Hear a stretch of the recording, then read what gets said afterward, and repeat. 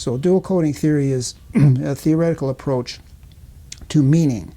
And basically what it says is human beings have the capacity to store information either as a language code or a nonverbal visualized code is what it makes. It's mostly visualized, we'll call it that, but our nonverbal code can be through any of the senses. So dual coding is the capacity to go back and forth between those coding systems. So if you're reading the word dog and you see dog, that's one thing. You understand the meaning from the verbal code, but you also see a picture of a dog in your mind. So that's dual coding, that little piece of information. Yeah, so that's dual code. So our comprehension program is based on teaching students to visualize more effectively than what they're usually doing, which is usually not at all, right?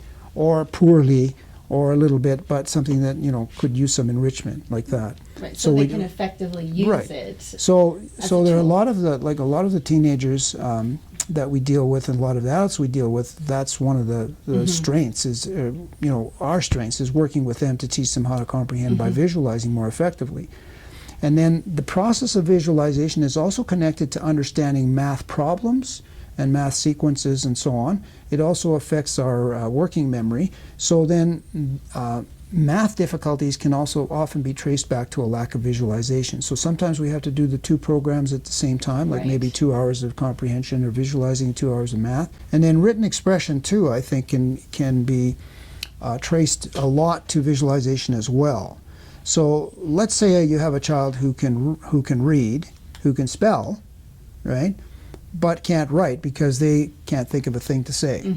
So we get students, that's sort of the typical pattern that we see, right? Absolutely. So the child when it comes to writing something, they just sit there, they can't glance. So the reason for that is they're not visualizing any of the language that they're thinking, right? So unless they can go directly from language to print, they're going to be in trouble, because they just can't get the ideation going in the first place. So that they just, you know, they stare at the pages in a blank.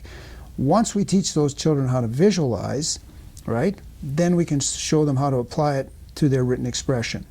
And so again, the sequence is maybe they do some visualizing first and then some writing, or perhaps they can do it simultaneously.